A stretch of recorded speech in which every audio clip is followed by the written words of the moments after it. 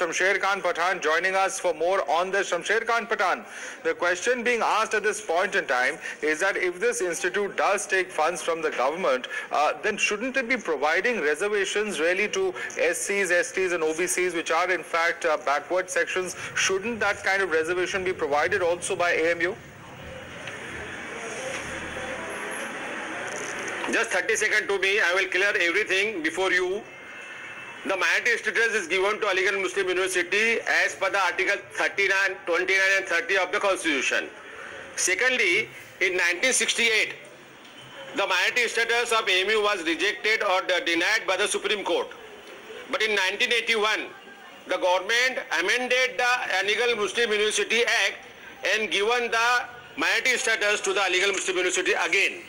In 1998, Murli Manohar Joshi was the HRD minister in BJP government, where Atal Bihari Vajpayee was the head.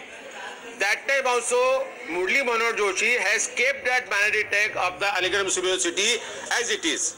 Now the further development, in 2006, Allahabad High Court has scrapped the minority status of Aligarh Muslim University. The university had approached Supreme Court and the Supreme Court admitted the appeal and order status quo should be maintained. What do you mean by status quo should be maintained? Whatever were the earlier position of the AMU, that will maintain. So from this it is very clear that Aligarh Muslim University is a minority institution. So nobody is questioning the minority institution status. SC Act. The question that is being asked is why is there a reservation, sir? Let me complete. Just I am finishing in just 10 seconds more. Just 10 seconds more. Just 10 seconds more. SC/ST Commission, the rule is there that there is no compulsion on minority institution for the admission of the student or the taking the staff. There is no reservation.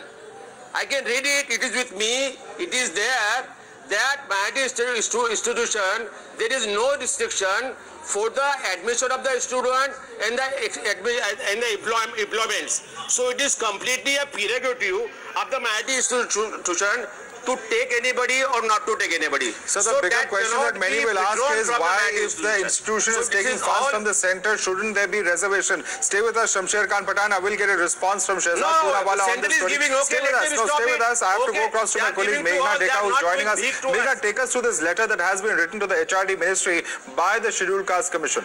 Well, absolutely, Madhav. In fact, let's put the facts on the table, because politics aside, at the end of it, we need to look at what exactly it is that the SC/ST